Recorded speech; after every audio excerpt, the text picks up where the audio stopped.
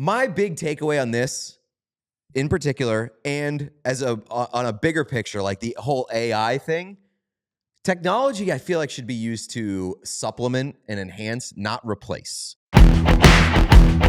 The biggest thing to happen last night is ESPN's intermission. And if you are not aware, ESPN in May of 2025 has gotten into VR. They've got the technology. They are very keen. We saw the first hints earlier in the day when hints, H-I-N-T-S. I was gonna say. When they were showing some basketball stuff. Sean, can you give me the Julius Randle thing they showed? Back on our Insight Cast legs, let's take a look at Julius Randle's threes with our virtual reality replays here. I mean, it's been the story of the first half. He has as many made three-pointers as anybody on OKC has made field goals in the first half. And it's the most he's ever made in one half in a game in his career, playoffs or postseason. He's taking what is available to him. Okay, so that was like they said it was VR, but it looked like more like a cartoon reenactment. It was like Big City Greens. Yeah, I don't know I think they maybe did have some leftover Big City Greens guys. Like they'd got those contractors for 6 months, and the Big City Greens deal ran out, and they were like Dwight with the stripper. Like, I'm paying you for the day. You're gonna work for the day. Animate Julius Randle shots, clown.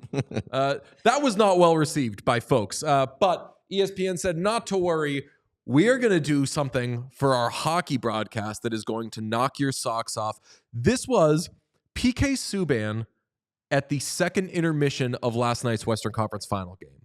Well, we're going to break it down in virtual reality here. You know, some of the deficiencies defensively for the Dallas Stars. And, you know, really it's their inexperience. They're playing against a team that's been to the Stanley Cup Final, that plays a tight defensive game, knows how to up their level of play. So here we go. We're starting in the new. He's offside. Watch this puck get dumped here, right? So Robertson comes in. Right? So if you're watching, if you're listening on audio, it's just PK's like little avatar in this virtual reality hockey rink where like they're mimicking the play on the ice. Yes, and he's standing and talking and gesturing, but his head movement is making the video you're watching shake so much. It's actually nauseating. That was my big complaint about it. It's when they go to the like PK's vision and what he sees, it's giving me motion sickness. Right. And what we're seeing now when they're showing him standing and it's like a zoomed out thing, that looks good. But you can just do that with the actual video. Right. There's nothing else that needs to be done there. It's cool, but I don't want it. Like, it's cool that the technology is there and it exists, but I don't want it. And it's not helpful for me or enjoyable for me as a viewer. My thing was it needs like another year of refinement. And if you're saying a year, they don't have a year to do that, you're already kind of late if you're doing VR stuff in 2025 anyway, so might as well just bust it out in 2026, no? And this part of it is ridiculous. Nobody wants to see a person with the VR headset on when they can't see what they're seeing. It looks ridiculous. I'm so glad you said that because, Pete, I give you... So PK Subban was standing there, if you're listening on audio, PK Subban was standing at whatever like demo wall they had, and he's got the VR headset on, and he's playing his thing, and they're showing that sometimes, but they're mostly showing what's going on VR-wise. Here is what I call Mess's view. That's Mark Messier's view of PK Subban doing that. Sean, hit me. It's a 50-50 puck. Harley's got to get hard on this puck. Stop it right here. He has a chance to kill this play. This is what Ray's talking about, right? So this is the breakdown. Insane. They're just sitting there. Run that in real time. Watching this guy with a headset just point into nothing. Just point into nothing. Stop that. Good stuff. Freeze Stop it that. right here. Stop it right here. Stop that right here. The people seem to be pretty split on it. Some people liked it, some did not.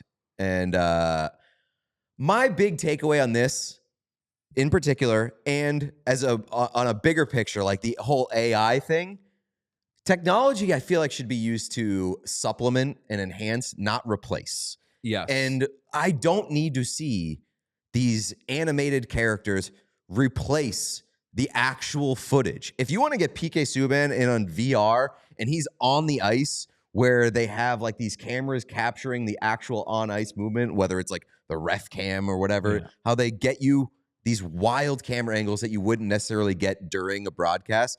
He gets out on the ice and starts pointing things out that actually happened and they're not cartoon animations. I'm cool with that. I'd like if they kind of threw the ball around a little bit, whipped it around the horn. Next time, it's Mark Messier in the VR.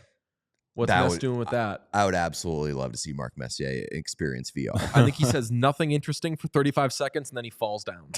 That's probably right. That'd be good. I feel like that's going to be valuable if you're trying to give us like, this is what the goalie was seeing on like a goalie with screen type of thing or whatever. Like if you're giving me a very specific, like the goalie's perspective that you can't really get in like a camera, I think that could be valuable. That's really the only situation I think I can think of where something like this provides any value that you can't get by just showing the highlights. I do say good marks for PK. He seemed a little unsure of like, how's this going to go, because it was a new thing and he was selling it. And afterwards he was saying like, I know this might turn people off, but he was like, we're separating, like nobody else is doing this. We're separating ourselves from the pack.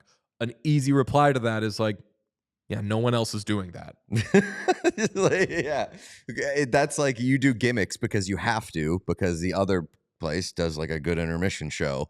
I think PK did a good job. I'm usually the first person to criticize PK, and like I don't really have a huge appetite for his analysis, but I think he did a pretty good job in an uncomfortable, unfamiliar scenario. Definitely was not his idea. Definitely not his idea. I would love if it was his idea. I would want to hear that pitch. I think PK loves to live in his own world, whether it's reality or virtual reality. So I think that he probably was happy to do it when they proposed it to him. I will say, like, that is better than the Julius Randle thing, because the Julius Randle thing, there was no purpose. Literally no just value. Show the actual highlights. replay. Because you're a rights holder. Exactly. That's what I'm saying. Like, it's not like, I don't even know. It's not like Fox Sports was trying to do this. That makes sense. This ESPN, you actively show NBA playoff games. So step in the right direction. Maybe. I mean, you mentioned that the ESPN element, what's tough about it is ESPN has more pressure for it to be knocked out of the park on the first try, because if it were wonky and bad on TNT, that would be everyone's favorite thing, because they'd be having so much fun with it and they'd be razzing whoever was doing it. Biz would accidentally swear on the broadcast because he doesn't know what's going on. Yeah, everyone would love that. It would be a whole Biz thing. Would break the VR headset. It would be like $100,000 in the hole for TNT, but everybody would love it. And it went from just Messier and Levy on the desk, who Messier on his own is, someone described him to me yesterday as not very interesting. I think he's just not very interested. Messier? Yeah. Definitely. He just, it's not that he's a boring man. Mark Messier, I'll tell you what, I used to watch that guy play hockey all the time. I found him very interesting. He doesn't seem very interested. So boring segment to kind of uncomfortable segment to Emily with Evan Bouchard, and there's nothing Emily could have done to make that interesting. The best way that I can sum up the Mark Messier experience is that every time they put him on TV and he has to speak, he is surprised that he has to speak and he doesn't want to speak. Yeah, it's not very good. We did get a little word we have sources. We got sources told us that Beyond Sports, the company that did Big City Greens, is helping ESPN with their VR technology. So this is like a bigger project type thing. This goes right to the top. That's right. Big VR is in your brain. We all silly like the mayor.